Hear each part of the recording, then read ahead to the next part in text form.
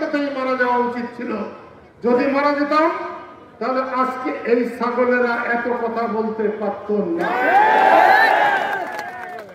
কি দুর্ভাগ্য,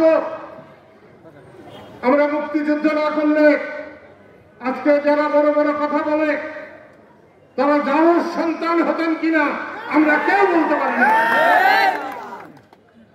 মায়ের ইজ্জত, বোনের ইজ্জত বাঁচানো কি আমাদের অপরাধ হয়েছে? পাকিস্তানি হানাদারদের পরাজিত করা কি আমার অপরাধ হয়েছে? কেন জানো? মানুষের মধ্যে আজকে সেই চেতনা কাজ করে না। আমি আজকে 10-12 দিন ঘুরছি। 4 দিন আগে বল্লা গিয়েছিলাম। বল্লা আমার খুবই প্রিয় জায়গা। বল্লা যুদ্ধের মধ্য দিয়ে আমরা টাঙ্গাইলে মুক্তিযুদ্ধের বিজয় এনেছিলাম, বিজয়ের সূচনা করেছিলাম। সেই বল্লাতে খুব সম্ভবত 7টার সময় গিয়েছিলাম, সন্ধ্যা 7টায়। আমি বল্লায় অনেক মিটিং করেছি, কিন্তু 4 দিন আগে সন্ধ্যা 7টায় যে মিটিং আমি দেখেছি, নির্বাচনী একটি বৈঠক, না হলেও আপনাদের অর্ধেক মানুষ সেখানে উপস্থিত ছিল। আমি এই রকম বৈঠক আমি দেখি নাই। আমার বুক জুড়িয়ে গেছে সেখানে মানুষের আগ্রহ দেখে, উপস্থিতি দেখে। আজকেও আপনাদের এখানে এত মহিলারা এসেছে, যেখানে মেয়ে আছে সেখানে বিজয় আছে, বিজয় আছে। আমি খুব খুশি। গতকালকে আমি পশ্চিমে গিয়েছিলাম। প্রথম মনে হয়েছিল কি যেন কি হয়, আজাদের আনারস পশ্চিমে আছে কিনা। আমার কিন্তু মনে হলো এই পূবের থেকে পশ্চিমে আনারসের রস অনেক বেশি।